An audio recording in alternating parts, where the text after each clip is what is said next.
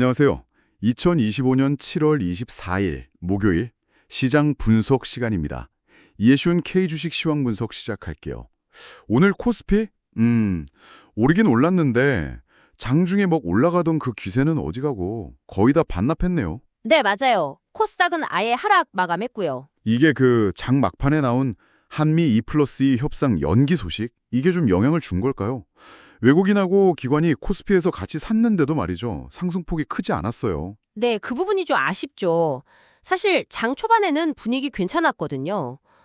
미일 무역 합의 기대감도 있었고, 또 미국이랑 EU 협상 얘기도 나오고, SK 하이닉스 실적도 잘 나왔잖아요. 아, 맞다. 하이닉스 실적 발표 있었죠. 네, 그래서 상승 출발했는데 오후 들어서 말씀하신 그 한미 고위급 협상, 그게 일부 연기됐다는 소식이 나오면서 투자 심리가 좀 위축된 거죠. 그렇군요. 결국 오늘은 기업 실적이나 정책 기대감 같은 내부 요인이랑 외부 변수가 좀 줄다리기한 하루, 이렇게 볼 수 있겠습니다. 아하, 실적과 정책 그리고 외부 변수의 힘겨루기. 알겠습니다. 그럼 오늘 시장 결과부터 좀 정리해 볼까요?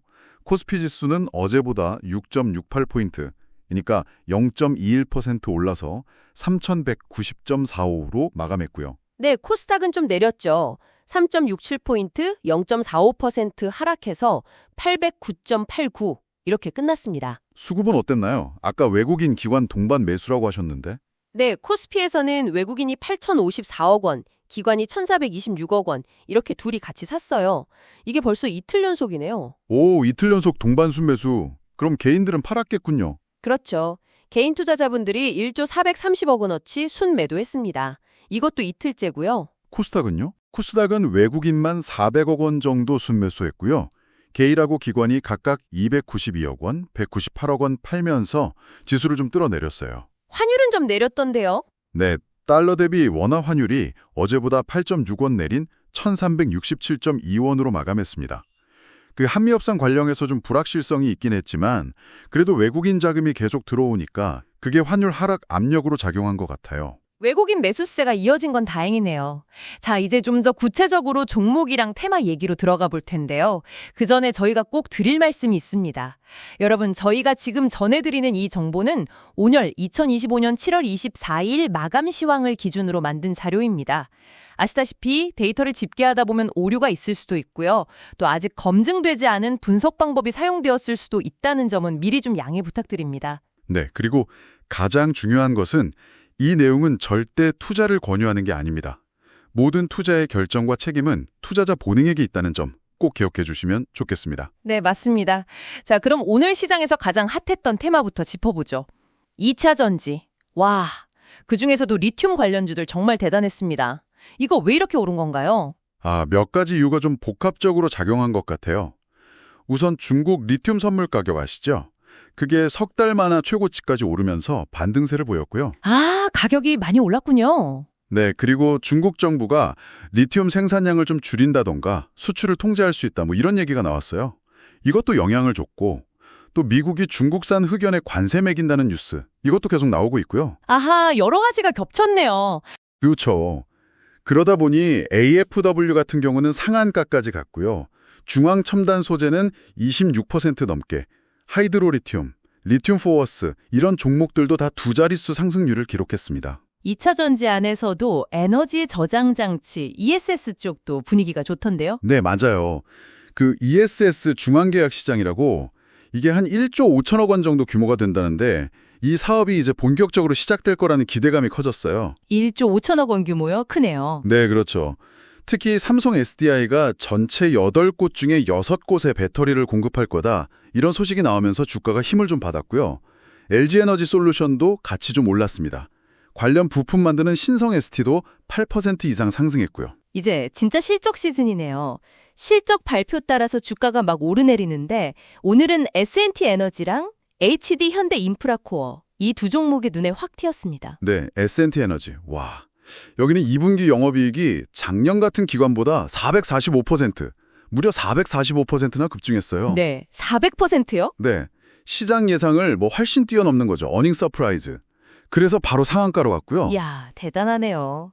HD 현대 인프라코어는요? HD 현대 인프라코어는 7분기 만에 매출이 다시 성장세로 돌아섰고 영업이익도 한 30% 가까이 늘었어요.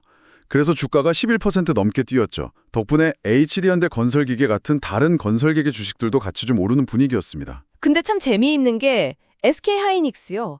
역대 최대 2분기 실적이라고 발표했잖아요.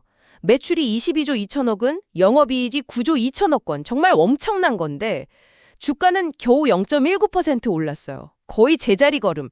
이건 왜 이런 거죠? 그게 참 시장의 기대치가 워낙 높았던 탓도 있고요. 아까 말씀드린 그 한미 협상 연기 같은 매크로, 그러니까 거시경제, 불확실성 이런 게 좀 발목을 잡지 않았나 싶어요. 아, 실적은 좋은데 다른 요인들 때문에? 네, 실적 자체는 뭐 나무랄 데 없는데 주가를 더 끌어올리기에는 뭔가 좀 부족했던 거죠.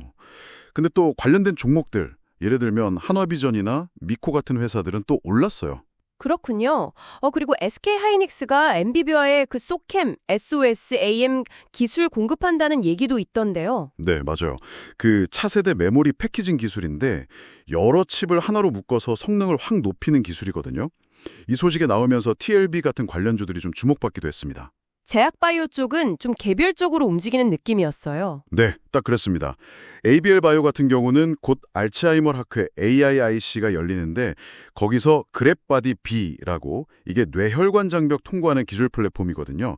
이거 발표 기대감에 16% 넘게 급등했고요. 오, 기대감이 크네요. 그리고 삼천당제약은 그 먹는 비만 치료제, 경구용 GLP-1 복제약 개발 성공했다는 소식.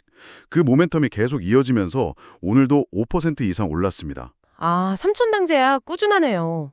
반대로 좀 떨어진 것도 있죠. 네, 어제 좀 많이 올랐던 종목들, 국일제지나 옵투스 제약 이런 데서는 차익 실현 매물이 좀 나온 것 같아요.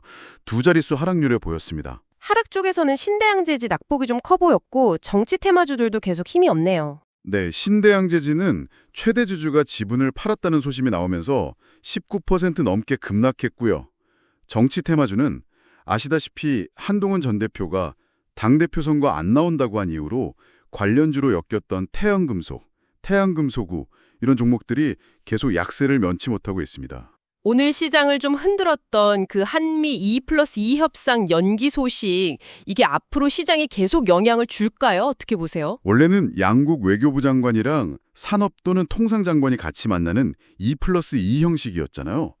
근데 스콧 베센트 미국 재무장관이 못 오게 되면서 1+1으로 축소됐어요.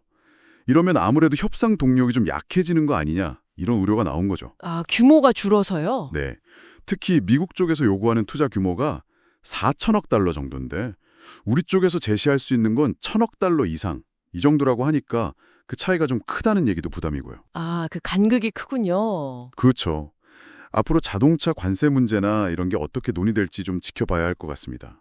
뭐 그거 말고도 오늘 정부 관계자들이 원전 필요하다 이런 얘기를 하면서 두산에너빌리티나 BHI 같은 원전 관련주들이 좀 강했고요. 네, 원전주들 움직임이 있었죠? 그리고 냉동김밥 같은 K푸드 인기도 계속되면서 우양 같은 종목이 오르기도 했습니다. 풀모으는 좀 내렸지만요. 정말 다양한 이슈들이 섞여 있네요. 자, 그럼 이 모든 상황을 다 고려했을 때 우리 투자자분들은 어떤 전략을 좀 생각해 봐야 할까요? 역시 뭐니 해도 실적인 것 같아요. 실적이 뒷받침되는 종목들, S&T 에너지나 HD현대 인프라코어처럼 실적 개선이 눈에 딱 보이는 기업들, 이런 곳에 계속 주목할 필요가 있겠고요. 네, 실적주. 그리고 ESS나 원전처럼 정책적으로 좀 밀어주는 분야, 이런 쪽도 관심을 가져볼 만합니다. 다만 리튬이나 다른 2차 전지 관련주들은 변동성이 좀 크다는 걸 꼭 기억하셔야 하고요. 그렇죠. 변동성이 크죠. 네, 바이오 쪽은 정말 개별 기업의 연구 성과나 이벤트 이런 걸 잘 따라가야 하고요. 정치 테마주는 이건 예측이 너무 어려워서 좀 신중하게 접근하시거나 아예 피하는 게 나을 수도 있습니다. 그럼 매매 타이밍은 어떻게 잡는 게 좋을까요? 막 급등하는 종목을 따라 사기보다는 좀 조정을 받을 때 그럴 때 나눠서 사들어가는 전략이 여전히 유효하다고 봅니다. 네, 역시 분할 매수 전략. 알겠습니다. 오늘 시장은 좋은 실적과 정책 기대감, 그리고 한미 접상 지연이라는 이슈가 부딪히면서 종목별로 참 다른 모습을 보인 하루였네요. 오늘 분석 잘 들었습니다. 네, 시장이 좀 변동성이 있지만 그 안에서도 기회는 늘 있으니까요. 투자자 여러분 모두 신중하게 또 현명하게 판단하시길 바라겠습니다. 이해 쉬운 K주식 시황 분석. 저희가 오늘 준비한 소식은 여기까지입니다. 내일 더 유익한 정보로 다시 찾아뵙겠습니다. 고맙습니다.